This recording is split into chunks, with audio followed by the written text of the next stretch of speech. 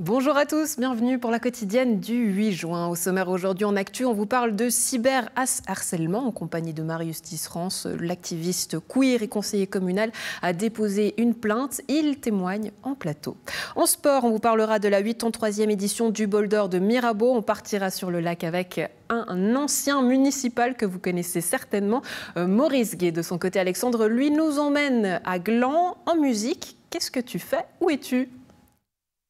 Salut Andrea, eh bien je suis à l'AIDA, l'Académie internationale des arts à Gland, avec Benjamin Hatt, son directeur. Bonjour. Bonjour. Et tu vois derrière moi un orgue et de jeunes organistes. Alors cet orgue, il est particulier puisqu'il appartenait au musicien allemand Karl Richter. Et puis il va être inauguré ici à Gland ce vendredi. Et il y a aussi les portes ouvertes de l'AIDA ce samedi. On va parler de tout ça avec Benjamin et puis aussi avec les élèves qui vont nous jouer un petit air de cet orgue si particulier.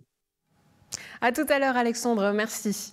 En actu, je vous le disais, Marius Tisserance, activiste queer et élu communal vert, a déposé une plainte pénale à Nyon pour cyberatteinte à la réputation, diffamation et comportement déloyal contre X. En mai dernier, le conseiller nyonnais a été la cible de milliers d'internautes. Il est avec nous aujourd'hui sur le plateau. Bonjour, merci beaucoup d'être avec nous. Alors, le fait d'être devenu porte-parole aujourd'hui, malgré vous, de cyberharcèlement, comment est-ce que vous le vivez ? Je le vis plutôt bien. En fait, c'est arrivé vraiment de manière très organique, si j'ose dire, où en fait la vague de haine a été tellement grande, mais la vague de soutien aussi absolument énorme et médiatique, que ce soit un soutien public ou politique d'ailleurs. Et je me sens en fait une responsabilité aussi de porter ces combats-là en fait pour des personnes qui n'ont peut-être pas les outils et les outils théoriques et puis le soutien de privé et aussi public et puis cette notoriété quelque part qui protège aussi en fait et qui permet de visibiliser des violences que beaucoup de personnes vivent encore aujourd'hui. Oui, c'est vrai que l'affaire a été très médiatisée, ce qui vous a permis aussi, vous me l'avez dit et confié en préparant cette interview, ça vous a permis de passer à une étape supérieure aujourd'hui. Oui, je crois. C'est vrai qu'on se sent quand même très seul et très vulnérable quand on fait face à ce genre de violence. Je peux tout à fait imaginer en fait qu'on n'a pas ce système de soutien justement et puis pas la légitimité pour porter aussi notre voix. Et il y a, comment dire, vu la réponse médiatique, quelque part, je comprends aujourd'hui l'importance de rendre la parole plus claire et de la visibiliser, en fait, aussi, et aussi de porter plainte parce que, en fait, les outils juridiques aujourd'hui ne nous permettent pas de porter plainte de manière adéquate et de faire vraiment face à ces violences en tant que personne queer, en tant que minorité de genre.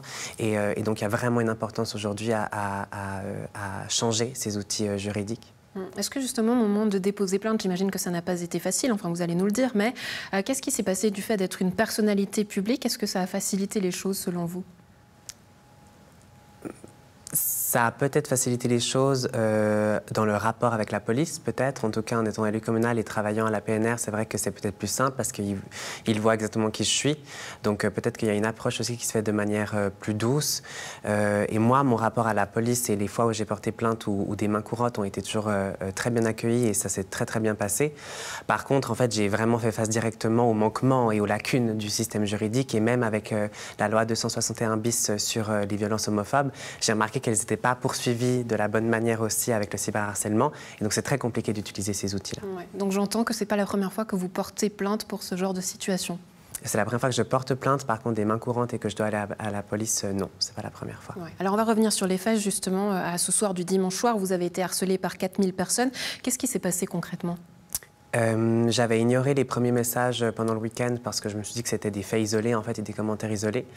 Et puis le dimanche soir, vers minuit, j'étais tout seul chez moi et là j'ai reçu un message où on m'avait tagué, donc clairement identifié dans la publication. Et en fait, je comprends pas encore bien Twitter et maintenant j'ai compris et je suis remontée et je suis tombée sur ce post tentaculaire en fait avec voilà, plus de 3000 likes, commentaires, repartages. Et donc voilà, un grand sentiment de vulnérabilité. Pas face aux mots eux-mêmes, parce que les mots, ils perdent aussi tout sens s'ils sont dits dans une autre langue, enfin voilà. Mais l'intention qu'il y a derrière les mots et la violence et la volonté de nuire et de heurter, c'est ça qui fait le plus mal, en fait. Et aussi la culpabilité, c'est que je me suis sentie coupable, en fait, et responsable par mon identité de genre et par mon expression de genre et ma médiatisation en fait de cette violence, et aussi coupable d'aller vers les personnes qui m'entourent et de... Vous avez hésité à en parler à vos proches, justement. Oui, ouais. oui, j'ai vraiment hésité parce que je n'avais pas envie de leur mettre le poids en fait de cette violence sur eux et sur elles, et parce que j'ai tellement assimilé cette violence comme normale et naturelle pour moi, en fait, que du coup, je la normalise beaucoup, en fait. Et la faire vivre à d'autres personnes, je me sens énormément coupable de le faire. Ouais, c'est fort ce que vous dites, hein, une violence normalisée aujourd'hui. Vous dites que vous êtes souvent d'ailleurs la cible continue dans l'espace public. Qu'est-ce qui fait que cette fois, ça vous est marqué autant, vous qui avez aussi peut-être la maîtrise des réseaux sociaux? On vous voit beaucoup utiliser ce moteur-là pour véhiculer vos messages. Qu'est-ce qui a fait que ça a eu un impact aussi fort cette fois-ci sur vous? Je pense que c'est la magnitude de la violence cette fois-ci, en fait, et le nombre de personnes inconnues ou même connues des fois, des personnes clairement identifiables. Ça m'était jamais arrivé, en fait. Et je veux dire, les violences dans l'espace public, elles ont lieu tous les jours, que de simples regards, mais pas un seul. On parle de 10 à 50 regards par jour, à des petites insultes et tout ça. Et en fait, cette violence-là m'a totalement démunie face à ces violences journalières, en fait. Donc pendant... jusqu'à aujourd'hui, et encore, je suis en train de me reconstruire, j'ai de la peine à retourner dans l'espace public et à m'y sentir bien et à l'aise, en fait. Ouais. Pour revenir justement à ce processus que vous êtes en train de faire et en train de travailler, vous avez reçu aussi une vague de soutien qui est assez énorme. On va lire quelques messages que vous avez reçus de personnalités publiques, entre autres, mais aussi de privées. On peut en lire certains. Simplement dégoûtant, je n'ai pas d'autre mot, je ne comprendrai jamais la haine de certains envers les personnes qui vivent leur vie de façon authentique et joyeuse, une honte. Je n'ai pas de tips et je ne te connais pas, mais je tenais à te témoigner ma gratitude pour ton engagement à la cause queer et féministe. C'est une vraie bouffée d'air pour notre ville de Nyon. Est-ce qu'aujourd'hui, justement, ce message, comment est-ce qu'ils vous ont aidé dans cette reconstruction et ils vous aident encore? Je pense que la médiatisation a fait en fait que ça a été quelque chose de tout à fait lunaire pour moi. En fait, j'ai reçu plus de 600-700 messages de soutien.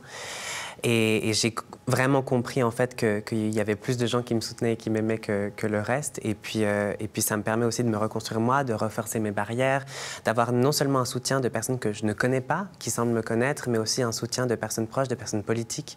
Et je sais que c'est des thématiques qu'il faut rendre visibles et qui vont avoir un écho au fur et à mesure.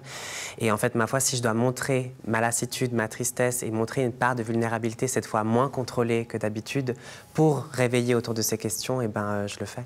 Ouais, mais est-ce que ça fait partie du personnage politique, quelque part, de montrer peut-être de la tristesse, d'aujourd'hui d'inclure des sentiments dans votre rôle qu'est politique? Ça fait partie de ma vision de la politique, du moins. Je ne la percevais pas comme ça au début. Et en fait, j'ai remarqué qu'il y avait un grand pouvoir à la vulnérabilité, justement, et cette forme de courage, en fait, qu'on n'associe pas nécessairement à la politique. Et en fait, c'est vraiment la politique que j'ai envie d'incarner, une politique humaine, et une politique où, en fait, voilà, des fois, ça ne va pas. Il faut aller chercher du soutien, et on le voit. Et en fait, aussi, c'est de par l'humain aussi qu'on apporte les changements au niveau politique. Donc, je pense que c'est important. Ouais. Est-ce que cette affaire a remis en cause aujourd'hui votre rôle en tant qu'activiste queer, en tant que personnalité publique, politique, mais aussi activiste sur les réseaux sociaux? Il n'a fait que le renforcer. Et d'ailleurs, c'est Neil Ackerman qui m'a écrit un message pour me dire que je devenais en fait personnalité publique au fur et à mesure du harcèlement et de la haine des gens. Et en fait, c'est un peu vrai. Donc en fait, à force de vouloir me heurter, il renforce aussi mon positionnement en tant que personnalité autour de ces questions et en tant qu'activiste queer. Et donc voilà, ça a vraiment fait que renforcer ma place et mon envie de me battre. Marius Dizerance, merci beaucoup d'avoir été avec nous. Peut-être avant de vous laisser partir, est-ce qu'il y aura d'autres peut-être engagements politiques, des actions que vous allez activer, des leviers aussi à Nyon et peut-être ailleurs, même au niveau cantonal, parce que vous avez beaucoup été soutenu aussi? J'espère. En tout cas, les discussions sont en train de se faire avec des personnalités politiques relativement haut placées, que ce soit au niveau cantonal ou même fédéral. Et donc, j'espère qu'on va pouvoir amener ce genre de questionnement un peu plus haut. Et je sais que normalement, une personnalité verte va porter ces questions-là à la députation, donc au Grand Conseil vaudois dans les prochaines semaines. Merci beaucoup de nous avoir accordé votre confiance et d'être venu sur ce plateau pour ce témoignage. Très belle journée à vous. Merci. Alexandre, on retourne à toi en musique avec Laïda Léman à Gland. Oui, et avec son directeur Benjamin Hatt, du coup, qui est toujours avec moi pour parler de cet orgue ayant appartenu à Karl Richter. Mais c'est quoi cet orgue, Benjamin? Cet orgue, c'est effectivement un instrument qui, de base, sur l'idée baroque, mais il garde la façade d'un instrument moderne des années 70. La particularité que M. Karl Richter a donnée à cet instrument, il voulait vraiment avoir un instrument de travail personnel pour son studio à Erlenbach, mais pour qu'il puisse travailler tout le répertoire. Donc, il a vraiment un concept où vous avez 2 claviers, un pédalier et tous les jeux nécessaires pour interpréter les sonates en trio ou des fugues, tout plein de pièces spécifiquement orgue, baroque, donc spécialiste Jean-Sébastien Bach. Donc c'est vrai que en fait cet orgue il a l'air petit comme ça quand on le voit par rapport aux grands orgues de l'époque, mais vous me disiez avant hors caméra que en fait il y a un condensé finalement de répertoire et de jeux dans un petit orgue. Si on veut. Exactement. Donc en fait ce qui est vraiment impressionnant, c'est que vous avez une petite façade, mais dans cette façade, vous retrouvez vraiment les plans sonores de l'instrument. Vous avez d'un côté les tourelles de pédales avec 3 tuyaux bouchés d'ailleurs, donc ils sonnent comme un tuyau plus élevé. Vous avez les plates faces qui sont un extrait. Vous sentez en fait l'air là, qui sont un extrait du premier clavier. Et là, vous avez en fait la façade centrale où, en miroir.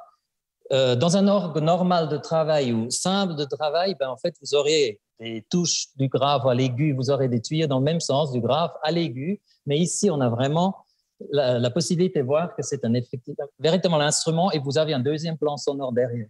D'accord, il y a combien de tuyaux ici ? 675. 675. Donc, si vous voulez, par exemple, on peut voir l'intérieur de la bête. Alors, comment est-ce que vous avez pu acquérir cet orgue si spécial ? Alors, c'était une heureuse circonstance.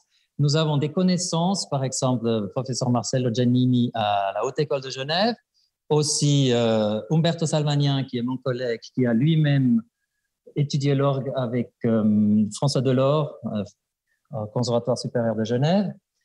Et par ces circonstances, on a appris que la famille Richter cherche une place pour cet instrument parce qu'ils étaient obligés de libérer la place dans leur maison. Et donc, au lieu de le mettre dans un musée, ils ont choisi l'Aïda. Ah voilà, parce que l'autre orgue, le Continuo, qui faisait partie du Münchner Chor, Münchner Kammerchor, que Karl Richter avait écrit en 1954, il me semble. Il est allé dans un musée en Allemagne. Et la famille Richter trouvait que cet instrument-là, qui était vraiment un concept spécifique, il leur tenait à cœur, ils voudraient trouver une place. Et donc, ils vous ont choisi. Ils nous ont choisi ici, heureusement, ouais. Mais ça représente quoi pour vous, justement, d'avoir l'orgue ? C'est vrai que Karl Richter, on le précise, c'était un grand musicien, un organiste, un chef d'orchestre aussi allemand, du coup. Qu'est-ce que ça représente pour vous d'avoir ça ? Alors, d'un côté, on est extrêmement honorés d'avoir, en quelque sorte, la responsabilité de ça. Mais effectivement, comme je dis, c'est aussi une responsabilité. Parce qu'il y avait des projets de prendre cet instrument, de le transformer pour amener plus de musique baroque dans le style d'aujourd'hui, avec des changements d'auteur de son. Mais en fait, pour nous, c'est vraiment, on est quelque sorte, on garde un témoin de cette époque 1977. Et comme un objet de collection, mais quelque sorte un objet de collection, mais qui reste vivant. Il doit rester vivant.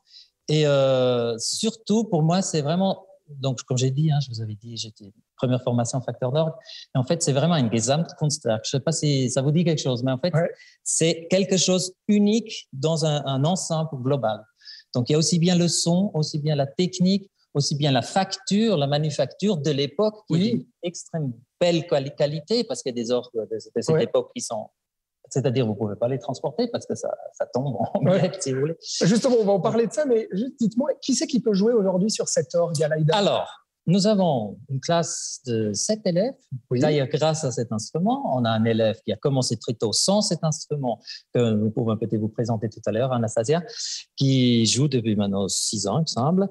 Et on a des élèves, le premier jeune élève qui a 5 ans et demi, presque 6 ans maintenant, qui a commencé en septembre. Et là, entre deux, on a 4-5 autres élèves. Mais cet orgue n'est pas seulement pour ça, il est aussi là pour faire une série de concerts pour honorer la mémoire de Karl Richter, d'une part. Et il est aussi accessible aux personnes extérieures, c'est-à-dire les étudiants professionnels de Genève ou de partout. En fait, ceux qui s'intéressent, ils nous contactent et puis on souhaite volontiers rendre accessible. Et alors, un petit mot, Benjamin, avant de nous quitter. Je crois que la particularité, c'est que vous avez dû démonter et remonter cet orgue entièrement tout seul. Ça, c'est toute une histoire, c'est toute l'école qui a pris part, en quelque sorte, en tant que facteur d'orgue. Justement, je suis parti à Erlenbach, on a démonté chaque pièce par pièce, donc il y en avait 2 camions pleins. On est venu ici, on a même dû découper un pan de mur pour pouvoir le faire passer à travers les portes. On le voit ici, c'est où qu'il y a eu la découpe? Là, c'est carrément très loin. Si vous voulez, elle passe.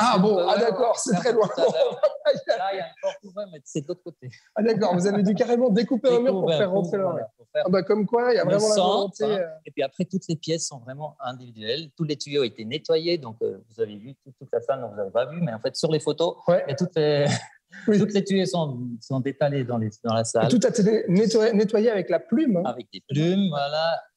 Avec des gants, surtout les tuyaux en éteint comme ça, ils se tachent facilement. Mais c'est je vous dis, c'est d'une beauté, d'une qualité, d'une propreté extraordinaire. Bon, et bien, si on veut l'entendre sonner cet orgue, eh bien, on peut venir vendredi à l'inauguration, ce vendredi soir à 18h30. Par contre, il faut réserver parce qu'on est extrêmement serré, mais il y a encore quelques places. On regarde sur le site internet de l'AIDA, j'imagine. Et puis samedi, les portes ouvertes pour découvrir votre école. L'école en général, mais aussi l'instrument. Donc l'après-midi, l'instrument est à disposition aussi de tout le monde. Très bien. Et puis on va voir, Andreas, qu'en pensent les élèves, justement, que tu as vu tout à l'heure en introduction. Et puis ils vont nous faire sonner un petit peu cette heure.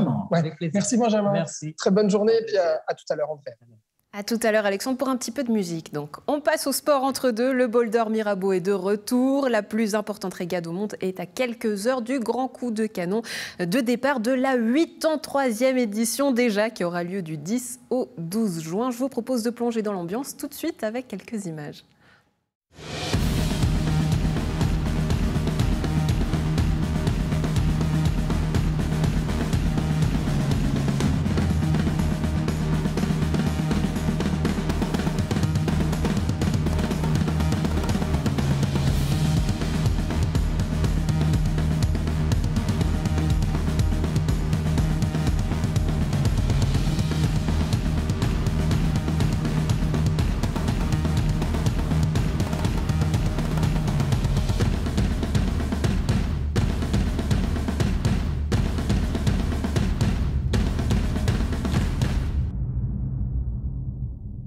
Avec plus de 500 bateaux sur le lac et plus de 2500 participants, cette édition s'annonce donc mémorable. On en parle avec vous, Maurice Gué. Bonjour. Merci beaucoup d'être avec nous. Alors, 83e édition, pour vous, ce sera la 39e. On va revenir un petit peu sur votre parcours. Mais c'est une tradition quelque part dans la région, ce bol d'or. Qu'est-ce qu'elle a de si particulier, cette course, selon vous ? C'est une des courses qui réunit les meilleurs marins même du monde, on peut le dire. Et puis c'est l'occasion pour tout le monde de faire la traversée du lac de Genève au Bouvray retour et souvent de naviguer de nuit aussi. Donc c'est vraiment une course mythique pour tous navigateurs. Alors on va parler un petit peu de votre parcours en tant que navigateur. Je le disais, c'est la 39e édition pour vous. Vous avez commencé avec un bateau spécial puisqu'il a été construit par votre papa. Il s'appelait Flash. Je crois que l'actuel s'appelle aussi comme ça. Mais avec quoi est-ce que vous allez naviguer? Présentez-nous votre équipage, le bateau et tout ce qui lancera autour de cette course. Alors, effectivement, j'avais un bateau qui était un bateau typique lémanique, mais qui n'était plus tellement concurrentiel. On avait la peine à rester dans les avant-postes. Donc, c'est pour ça que j'ai changé il y a 12 ans avec un autre bateau qui s'appelle un Grand Surprise. C'est une série de bateaux. On est à peu près une trentaine au bol d'or à faire cette course, qui est un bateau très performant, agréable et très, très, très dynamique, en fait, dans toutes les conditions. Donc, c'est un plaisir. On est 6 à bord pour faire cette course. En général, les courses, on est 5 ou 6. Oui, alors justement, c'est la preuve que vous n'êtes non seulement un passionné, mais que vous vous attachez à suivre cette course de manière sportive. Est-ce qu'il y a un petit enjeu aussi au niveau de records, de défis que vous vous fixez personnellement? Oui, bien sûr. Le record, ça dépend toujours de la météo. Donc là, on est dépendant du temps qu'il va faire. Par contre, effectivement, sur les 30 bateaux, on essaie toujours d'avoir les meilleures places, si possible un podium dans notre série. Oui, alors à tel point que je sais qu'il y a 2 ans, vous avez pincé sur le lac pour avoir traversé la frontière, une petite amende salée ou pas. Mais est-ce que cette année, vous avez osé de nouveau franchir comme ça la barrière ou vous vous êtes pas fait pincer? Non, on va franchir la frontière. Là, il y a 2 ans, c'était un petit peu spécial puisqu'il y avait le Covid, il y avait ces limitations et le bol d'or n'a pas organisé de course. Mais comme mon équipage était prêt, plusieurs bateaux étaient prêts aussi, on a décidé quand même de le faire, de se lancer et de faire l'aller-retour avec ce petit épisode. Effectivement, on a passé un peu près des côtes françaises qui n'a pas plu aux douaniers français. Ouais, je vous embête un petit peu, mais comment ça s'est passé justement ces préparatifs pour cette 83e édition ?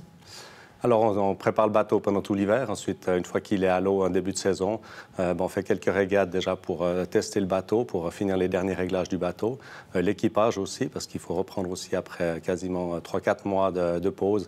Il faut reprendre les habitudes, les bons réflexes. Et puis là, on a encore une régate la semaine passée, samedi passé, qui est le Genève-Roll-Genève. Donc, c'est un aller-retour qui nous a permis de bien nous préparer. Et puis là, on est fin prêt pour samedi matin. Ouais, fin prêt. On voit la détermination dans votre visage, dans votre regard. Qu'est-ce qui vous passionne tant dans ce sport? Alors, on le voit dans les images, on a toujours des conditions qui sont différentes. C'est un sport où on a, en fait, le terrain de jeu change chaque fois qu'on y va. Donc, on ne peut pas se dire, on ne peut pas prendre des habitudes et se dire, ça sera comme ça ou comme ça. Il y a toujours des surprises et c'est ce qui est vraiment plaisant. Et puis, on mène quand même un bateau qui fait un peu plus de presque 2,5 tonnes, 3 tonnes. Mais qu'on fait avancer par la force du vent. C'est le seul moyen. Et puis, c'est les petits réglages, les petites finesses, les bons, aller chercher les airs où ils sont. Et c'est ça qui permet de nous faire gagner des places. Donc, c'est vraiment quelque chose qui est très au niveau de la sensation qui est extraordinaire. Et puis, il y a cette ambiance aussi de travail en équipe, parce qu'un bateau, il faut que ça fonctionne en équipe. Et c'est vraiment pas une personne, mais c'est tout l'équipage qui doit bien se coordonner. C'est des échanges aussi sur les options, sur les réglages, etc. C'est ça qui est passionnant, c'est qu'on est 6, mais on est vraiment une équipe de 6, qu'on partage cette expérience ensemble. Ouais, alors, on ne va pas vous faire dévoiler tous les secrets, mais justement, est-ce qu'il y avait quelque chose qui était important aujourd'hui de travailler sur le bateau, même une pièce peut-être essentielle, vous le disiez, pour être plus compétitif? Ça passe par quoi aujourd'hui? Alors, ça passe par beaucoup de petits détails, parce qu'en fait, il y a beaucoup de choses complexes. On a quand même des forces sur ces bateaux. On l'a vu en 2019 avec l'orage, où on a pris des 50 nœuds de vent, donc c'est à peu près 100 km/h, ce qui est très fort. Donc, il faut vraiment que tout soit au point.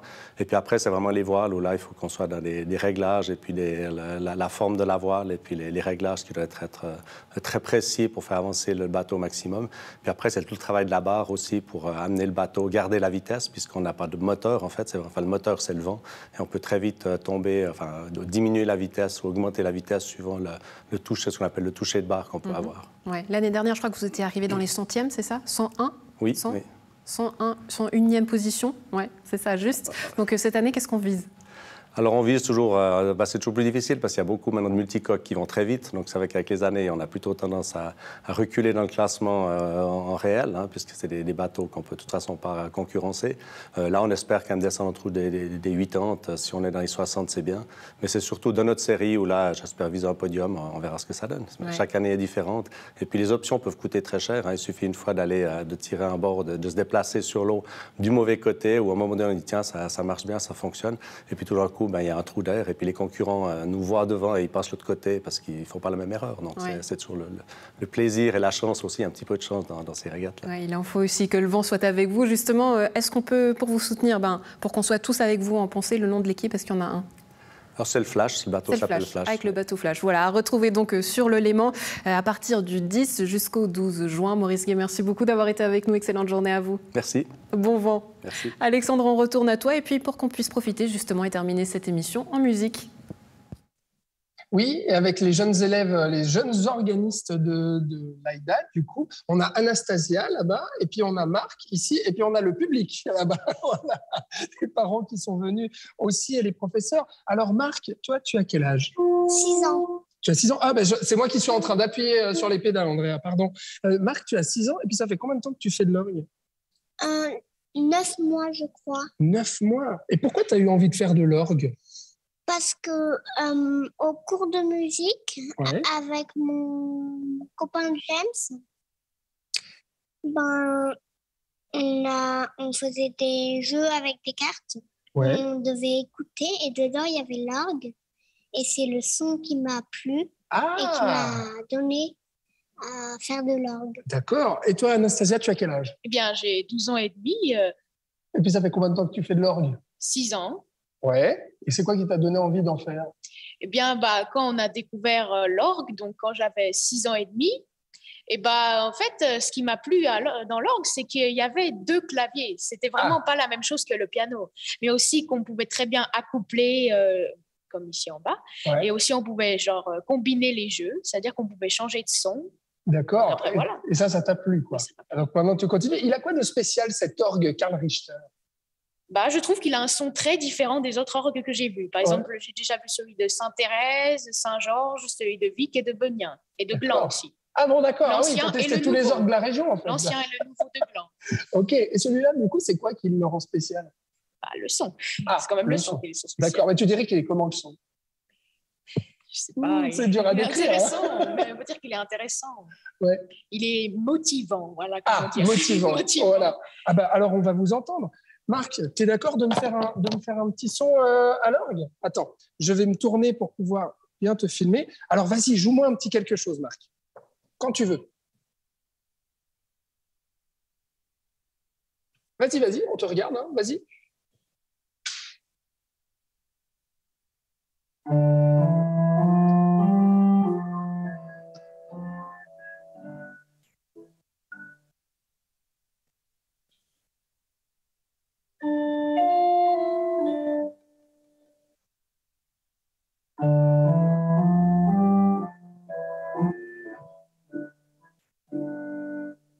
Et avec les pieds, ça donne quoi? Tu me montres? Parce que oui, Marc, il n'a pas encore accès au pédalier qui est ici, mais les pédales, ça donne, voilà, avec l'aide de Benjamin que tu vois derrière moi. Vas-y. Ah ouais, fais ton exercice quand tu es debout, ce que tu m'as montré tout à l'heure. Qu'est-ce que ça donne? Ah.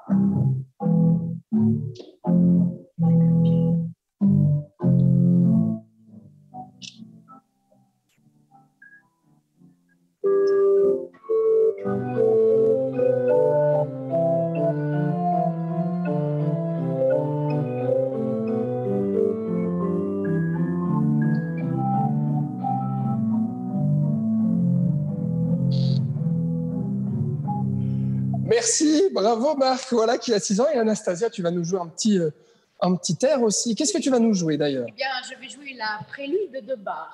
La prélude de Bach. Bah, à la base, c'est une prélude et une fugue, mais moi, je fais que la prélude. D'accord, alors on t'écoute.